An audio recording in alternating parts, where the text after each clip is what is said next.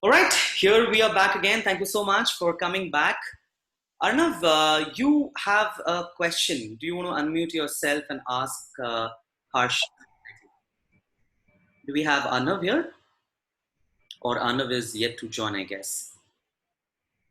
I thought Arnav, I saw him actually. I don't know. Arnav, Same Arnav. there is Arnav. I don't know how to pronounce his last. Arnav, you can just simply unmute yourself.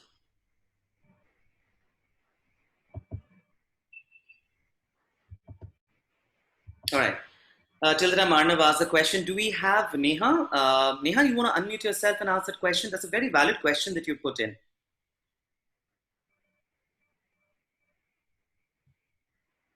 Neha.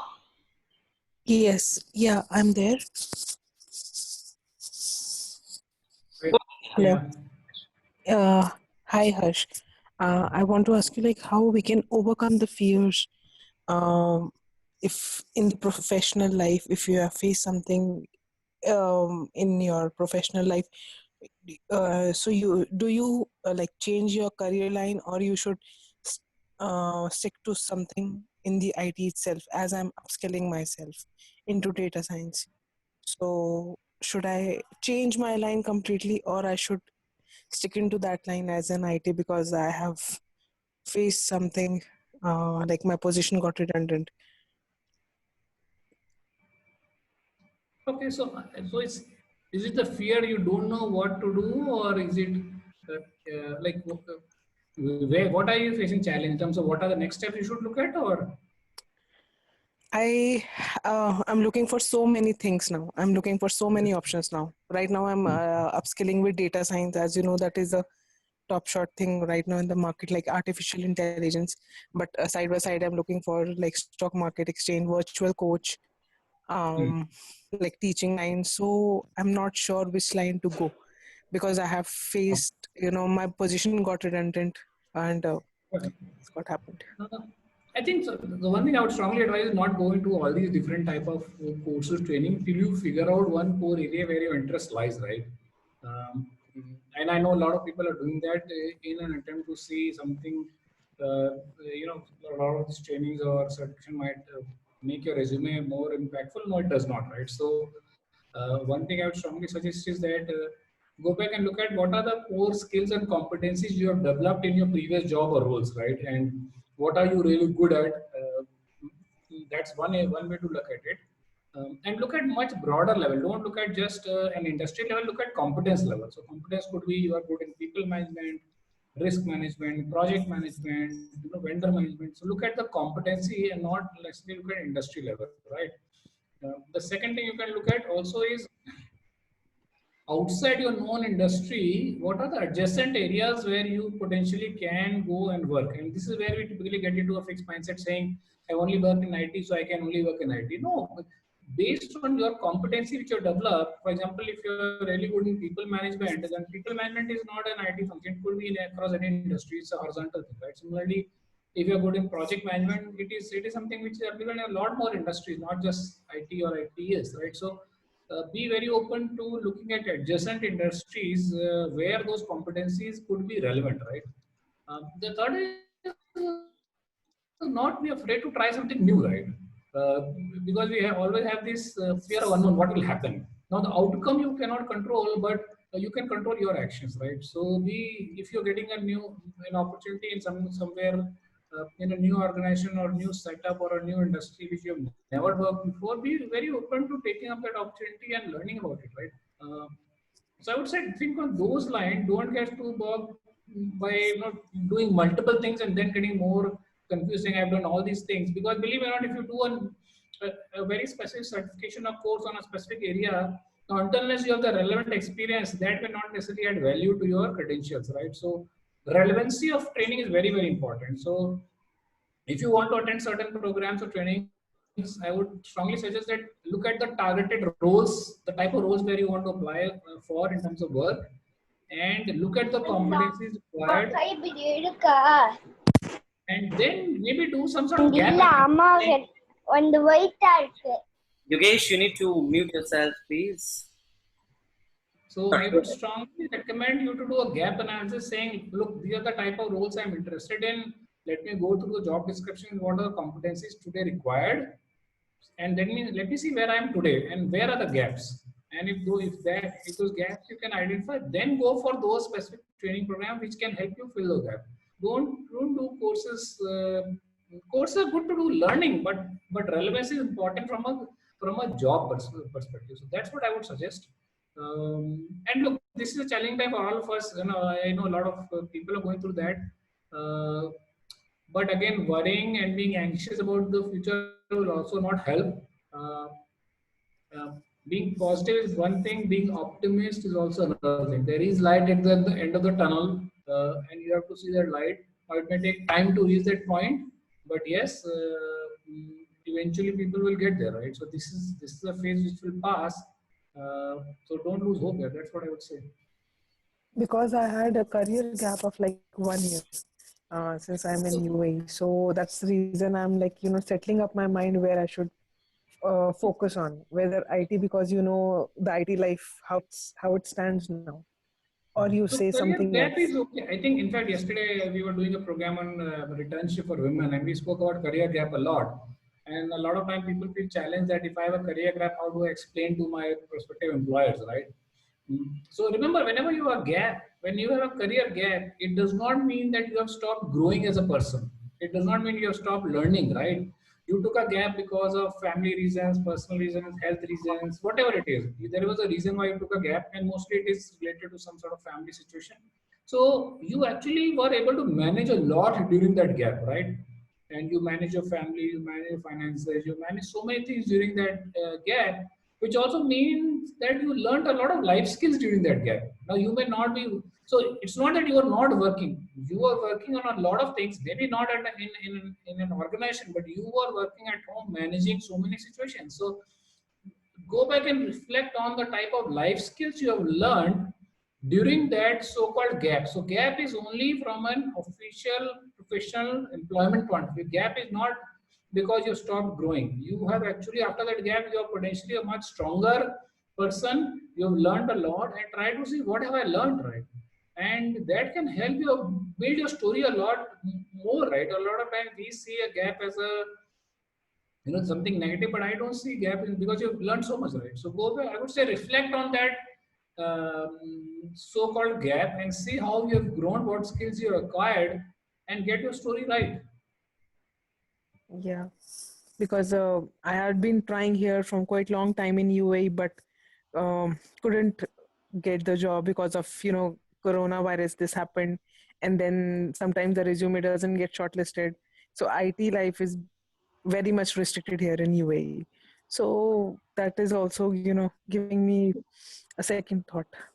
Yeah, so I would suggest that maybe you can have a separate call, and I can understand more in terms of your aspirations, what you want to do, and see how can I help you, right? Right, right.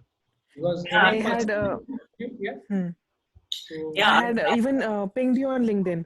yeah. okay, I so had pinged you on LinkedIn.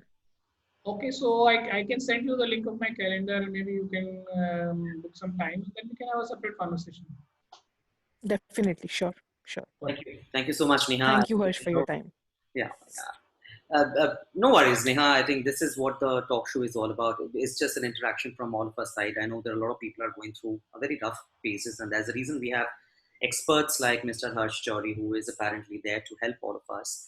So please reach out to Harsh on his LinkedIn profile by connecting with him. And if you're part of the WhatsApp group, you have a lot of details that we have also shared. You can just connect and find your way out. Uh, Vaishali wanted to ask one question. Vaishali, do you want to unmute yourself and ask that question that you were putting before? Vaishali, can I ask you to please unmute yourself? Yeah, hi. I just wanted to ask Harsh Vaishali, you're not audible. Can you be a little louder, please? am I audible now? Yeah, the voice is a little meek, but if you are on a mobile phone, probably you want to get that mouthpiece a little close to your mouth. No, I'm on a headset, but maybe it's not the mic is not very strong. Or anything. Your voice is still very, very meek, Vaishali. Maybe you can chat. Probably you can put it in the chat box. Yeah.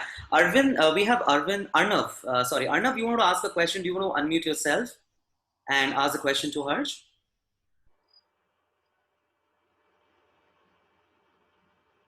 Okay.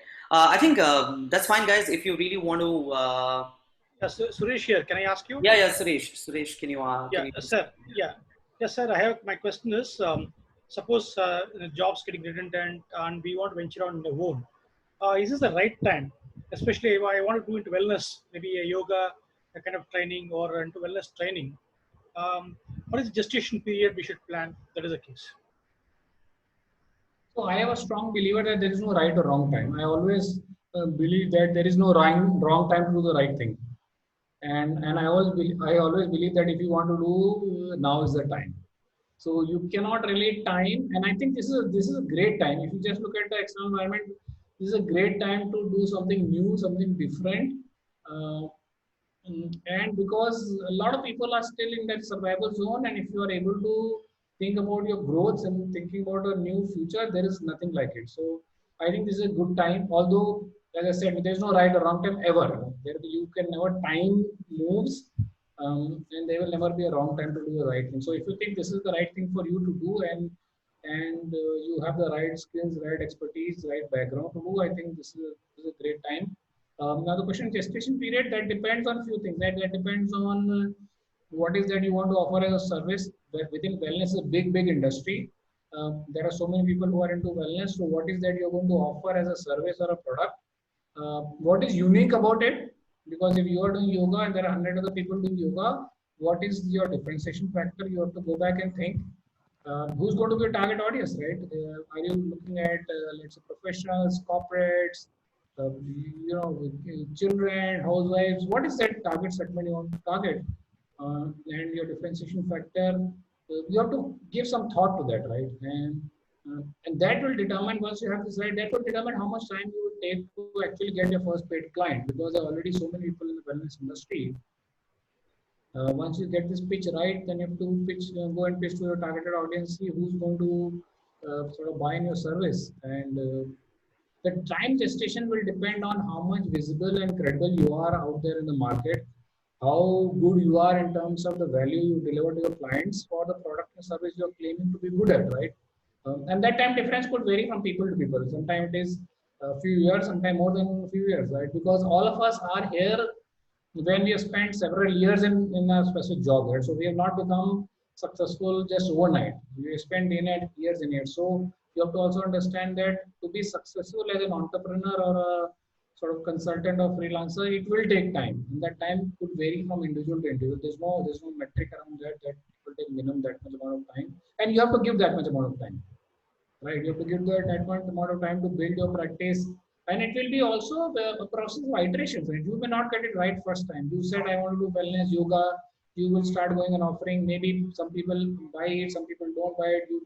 You will probably go into, okay, within yoga, what else I can do?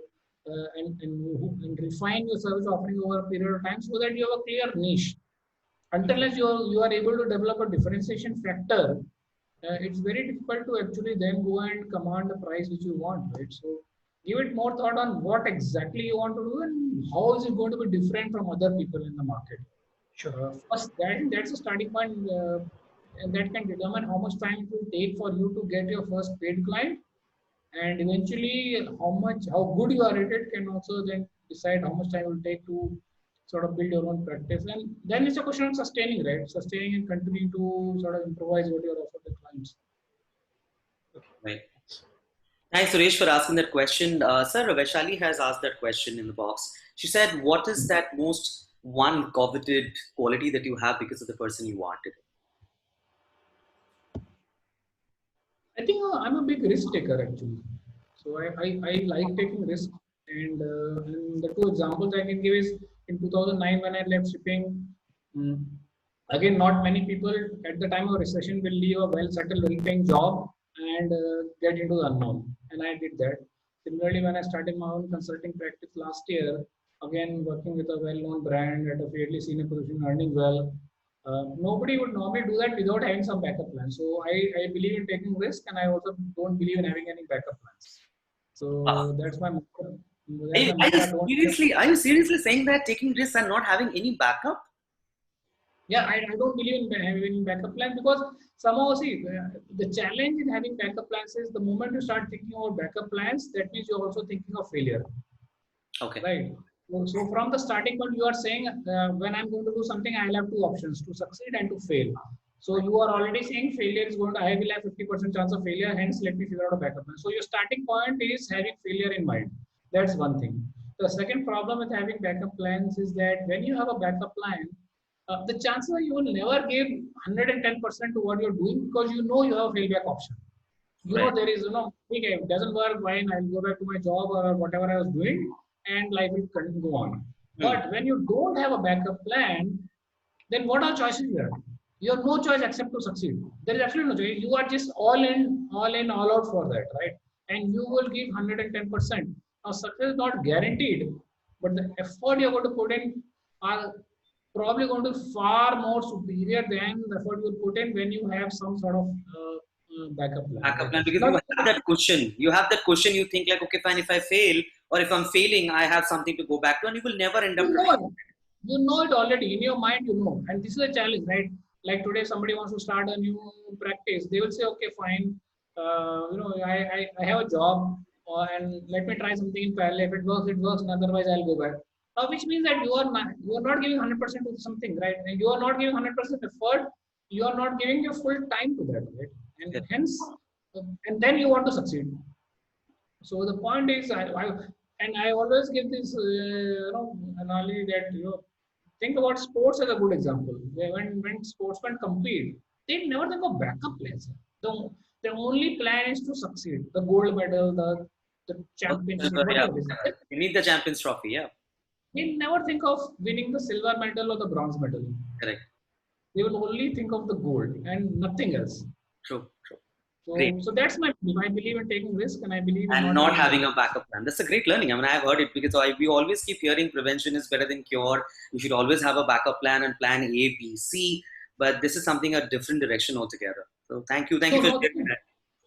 yeah, there's a difference between backup plan and emergency planning. For example, if you know it's going to rain, if you're going to rain, you will carry an umbrella. Umbrella, yeah.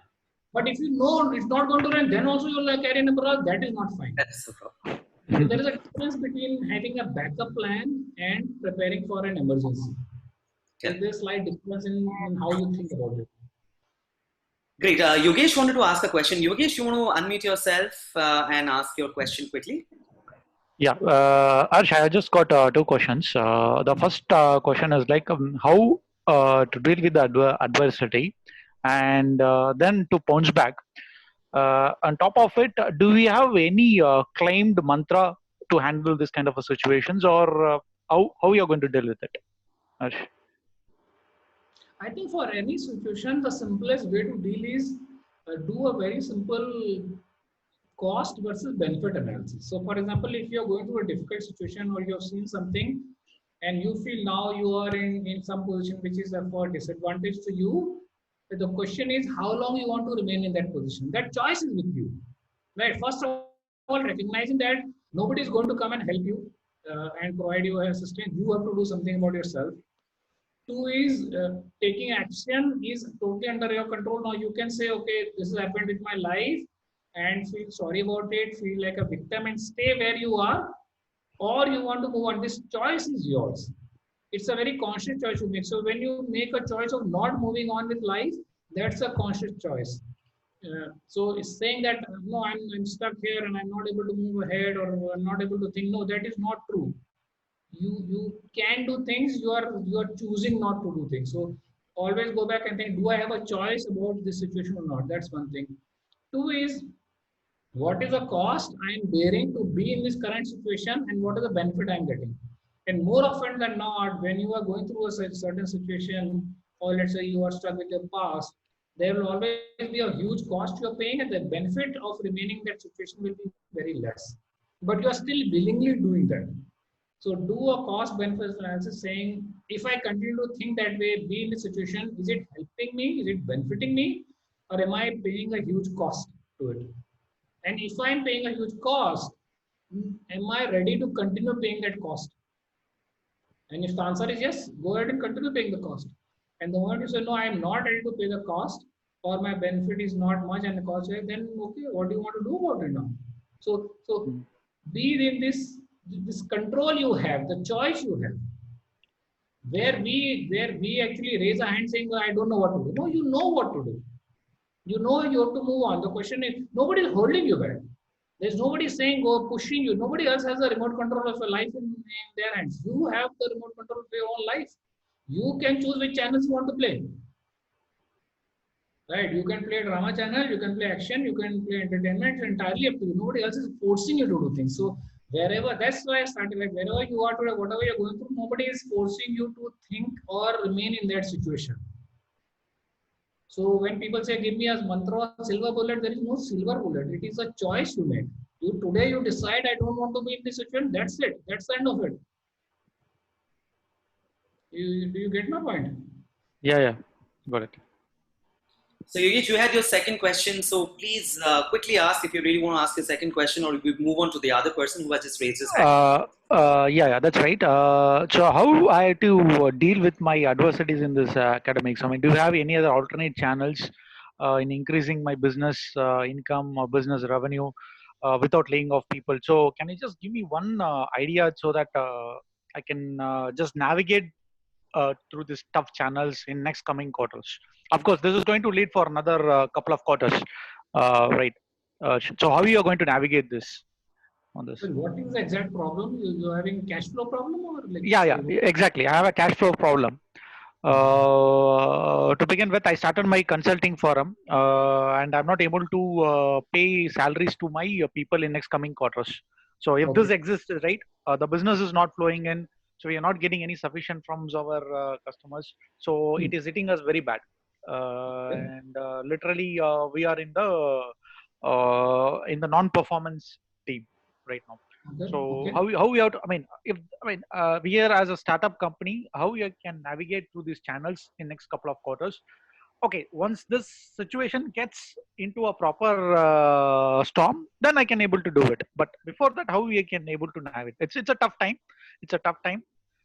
So can you just give me some of the key challenges or something we can able to navigate? Okay, what options do you see? What options you have? No, I don't have any options. I mean, it's completely blank everywhere. My business. When somebody says I don't have any options, I don't believe in that. Okay, because business is not coming in. I agree, but what other options? What can you do? You know what you cannot do, right? Okay. But does that mean that you have no other option? You exhausted everything possible? Not exactly. No. So what is that you can do which you have not tried so far? What is that you can do which you have not done so far? Is there anything which comes to your mind? Not suddenly. I'm just driving blank because that's why the experience speaks. So probably if you can just give me some tips or advice on this. So I mean, I would say I have to understand your business better to actually advise you on that. So why don't you take I think I would suggest Yogesh to connect with Harsh on LinkedIn probably. Okay. And go ahead and ask your question. I'm sure he would be in a much better position to help you, because this is a talk show. This is a forum for everybody. So we have limited time. We've already crossed 25 minutes, and we can't hold Harsh sir also for a very long time. We have Abhay who wanted to ask a quick question. Abhay, if you can unmute yourself and quickly ask your question. Sure. Hey Harsh, it's good to hear from you after a while. I've had the pleasure to work for Harsh in Goldman Sachs. So it's good to see Harsh doing exemplary well. Harsh, I think a lot of times people who are transitioning or are looking to have alternate careers or thinking of alternate careers sometimes do not have financial independence, and at times take the back seat in terms of, should I take the plunge, or is it the right time to take the plunge? And how do people navigate those scenarios? Because it can be daunting, especially when there's dependencies and on an individual to go through. So you've done this in many facets in your career, from shipping to MBA to investment banking, and now you're a coach. So how easy or difficult was it for you to make those decisions? And what is one piece of advice that you would give people who want to think about that? So I mean, for everyone's knowledge, me and Abhay work together, and Abhay has been one of the rock stars of our team actually. So it's an interesting question, right? So I always believe when you think about financial stability, I always believe that there will never be a financial situation we will arrive at when we can say we have enough money in the bank and now let me do something, right? So there will always be this gap in terms of what you want in terms of financial stability or the optimal situation versus where you are, and that gap will always exist, and that gap will exist because of just the nature of life. There is so much happening around that we will never have enough money in our bank. So that's the fact of it. Now, when I made the two switch, both the times I had, in fact, when I made a switch from shipping to went back to college, I had to take an education loan. Similarly, when I left my job last year, I had to forego this whole comfort of getting a monthly salary and not knowing where I'm going to get my next or even my first client, right? So that uncertainty is always there, but I think that uncertainty can to some extent uh, be reduced by the fact that you have self-belief that yes, I will succeed in what I'm doing. Yes, I will. It will take some time. It will take time, but I will get there, right? Now, for that interim, you have to just manage your finances. It does not, and so you don't have to actually get back to your previous level immediately, right? And that will not be fair expectation, right? If you leave a job and start something new, and you want to think that my whatever income I earned should eventually meet my previous salary, may not happen immediately. So there will be that whole transition or gestation period, and you should be mentally ready for that, right? The second thing is there could be certain compromises you might have to make in terms of changing your lifestyle. But again, because it's a choice you want to make and you want to give yourself a complete freedom to operate and not be bounded by these.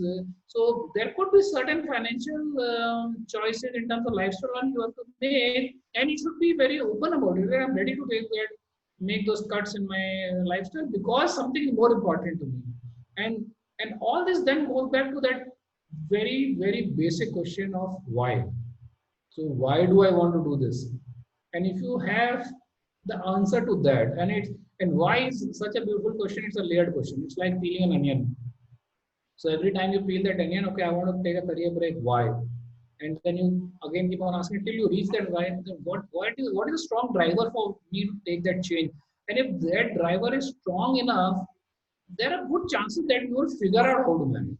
Now it may not be always as comfortable as it was before, and that's again a choice you're making. You are knowing that it will not happen. So having your expectations realistic, yes, I may not earn immediately to the previous levels, but I will eventually get there. Two, I'm ready to give myself that much amount of time. And three is there is no reason why I will not succeed. So I always ask this question. There is a post I make always. Tell me one reason why you will not succeed. Correct. And so many people come back and say, where there's a will, there is a way, always, right? yeah. So I think yes, certain compromise need to be made, and it's a choice. Again, it's a choice you're making. You want to live the existing lifestyle, and you want something to do different with risk. No, with risk there will always be Balancing. no pain, no gain. So I think, are you taking that risk now? Should I start thinking about it that you are looking to switch jobs now? I will connect with you live. Yeah, please do separately in the best interest of time. I think we have just another 8-9 minutes more left. So Vijay, I wanted to ask this question. This is going to be our very last question that we would like to take. Vijay, do you want to unmute yourself and ask your question quickly? Yeah. Hey, thanks, Samrat. Harsh, I know I follow you on the LinkedIn, and you are a motivational speaker as well as you do a lot of motivational articles on the LinkedIn. My question is towards that only. When there is a challenging situation or the surrounding is very challenging and people are very negative about you or bombarding on you, how do you motivate yourself and make sure that you are going towards your goal, or how do you, what are all the strategy or what kind of steps you follow on a day-to-day basis? Because goal is a long-term goal which will see it at a longer period. But on a day-to-day basis, how do you put it forward? How do you make sure that you are working on that without losing your focus and motivate yourself? That's the thing I just wanted to understand from you. So there are 2-3 things, right? I always feel that this whole concept of inspiration and motivation is very temporary. But sometimes inspiration is like a high. You take a drug, you feel inspired, and after that, sometimes the drug effect goes off, and then you're getting back to your normal life. So, Right, right, I wrote an article recently about whether is inspiration or motivation overrated. right. So whatever you're doing, what I just mentioned, I think if you're able to figure out the why of it, why you are doing something, that why is the most powerful question because it defines the purpose of doing something. And let's say you're working somewhere, right? And it's a tough situation. Why are you working there, right? You'll say, okay, I need money to manage my family. Why do you need to manage? So if you keep on asking yourself that question, at some point you should be able to reach a point which is a very base level question. What is driving you to do something which you're really trying to do? Now you said, there is negativity, there is people around you talking about. So all this again is not under your control. Now the question is, do you want to focus on that aspect, that what people are talking and what is happening outside the world, or you want to focus on things which are under your control? Again, a lot of time you end up spending time and focus where things, what people are talking, I don't care what people are talking. If it impacts me, I'm letting it impact me. Nobody is saying, okay, I said this and hence you should get impacted like that. I'm letting things get impacted. So it is my choice to not get impacted, right?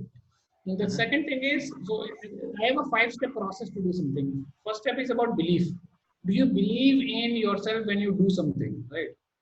Now, if you don't believe, others will not believe in you. Then, do you have the right intentions? If you don't have the right intentions, you will not move ahead. Are you committed in doing something? In spite of day-to-day situation happening, are you really, really committed? Maybe today, let's say you want to reduce weight. Maybe today you did 1 hour exercise. Tomorrow you was busy. But if you're committed, if not 1 hour, you'll do 10 minutes, 15 minutes, something you'll do. So are you committed on a regular basis, right? And are you actually taking some action about it? And this is where a lot of times we fail, because we have this nice vision, dream to do things, but we don't do anything about it. We don't get into that executing mode. Doing things is important. And when we do something, are you actually going back and looking at saying, okay, if this is not working, what else can I do? So we also give up too soon, too easily, right? So I think you follow the cycle of belief, intentions, commitment, and action, and repeat. Yeah. I think that is very important, right? Because sometimes you do something, it doesn't work. Okay. Now you may say, I want to give it up. Now you will only give it up because that was not important to you. If it was important to you, you will not give up. Right. What else can I try? So I think that's the thing you have to think about. Sure. Thank you so much. I think this was our last question for the evening, because we are anyways running short of time, and in the best interest of everybody's time also, we need to quickly wrap it up because we just have another 6.5 minutes left, and I want to take this time out to ask the very last question. Sir, you are an avid painter. We would like to quickly have a tour that you would like to give us. Just roam around the laptop, probably. You just want to show your painting, because that's one of your creativity, and that's not a lot of people have that quality. So do you just want to quickly show us? I don't know how it will come, but I can take people around. I don't know. I don't know that. Let me switch no, is it better? No, actually, light is. So this is I think Abhay has seen this. So this is a graffiti wall I printed. This is I don't know. It's too much light is there, unfortunately. And so this is a room which is dedicated to painting. I don't know whether you were able to catch a glimpse of it or not, but no, we could see that. And this entire wall is painted by him. So guys, if you really have the passion of sketching and painting, please go ahead and pursue that. This is the best time. So thank you so much. Me and my painted this actually. Yeah. And your paintings are getting sold for lakhs and thousands of rupees. And one of your painting is in the gallery in Bangalore for exhibition. So that's indeed a great thing. So thank you so very much, everyone, for asking your questions. I think we really are still running short of time. We really wish we had another 1 or 2 more hours to hold Harsh sir back and keep on talking, because there's so much to learn, so much to listen to from your end. But yes, with the constraints of time, we really have to say goodbye to each other. But before we say goodbye to each other, we just want to say that please follow Glip Talk on Facebook and or our Instagram page. Please stay tuned on our WhatsApp group, because we have a guest coming up every Sunday, like Harsh sir. Harsh sir, just before you say goodbye to everyone, any parting message from your end, and we end this conversation? No, I think all of you are supposed to live extraordinary life. That's my only say. You are getting caught in this whole thing of, I can't do things. Start asking yourself 2, 3 questions. One, what can I do? Take charge, take control of your life. Nobody else is going to change things for you, right? Like people are saying, how do I deal with adversity? You tell me how should you deal. I cannot tell about your life. You should. So take charge of your life, take ownership of your life. You own your life. All of you are unique. Don't compare it with anybody else. All of you are supposed to be extremely successful. A lot of you already are. And there is so much more you can do actually. I would say all of you are amazing people. Just have a very, very strong belief in you can achieve anything and everything. And it just starts with you making that choice. That I'm not going to live an ordinary life any longer. That's it. So your last 2 words on Glib Talk as an initiative. I think it's a great platform. I think obviously you should buy a Zoom paid Right. membership to increase the talk time. Well, I'll have to. I think it's a good thing where people come and share thoughts and ideas, and I like the format of the show. It's fairly informal, and I'm looking forward to learning from more speakers who are coming to your talk and growing together. I think it's a good platform. And it's good you classify this not as a webinar. Otherwise, this whole Zoom fatigue is. Correct. That's all- like what everyone said. Yeah. It's good, and I wish you all the very best. I think it's a great thing. You're doing a great job in spreading awareness and creating this community. And all the very best to you. Thank you. Thank you so very much, sir. It's a pleasure having you on this show. It's a pleasure having everyone on the show, guys. Thank you so much. Have a wonderful evening. Have a great Sunday ahead. Stay safe. Take care of yourself and take care. With this, we say goodbye to each other for this particular evening, and we shall probably meet you again next week with a new guest. And Harsh sir, we would definitely be in touch, and I would not leave you. And as and when there is another opportunity, I would definitely get in touch with you and we shall speak. More than happy. Have a nice evening. Thank you. Thank you so much. Take care, everyone. Have a good day.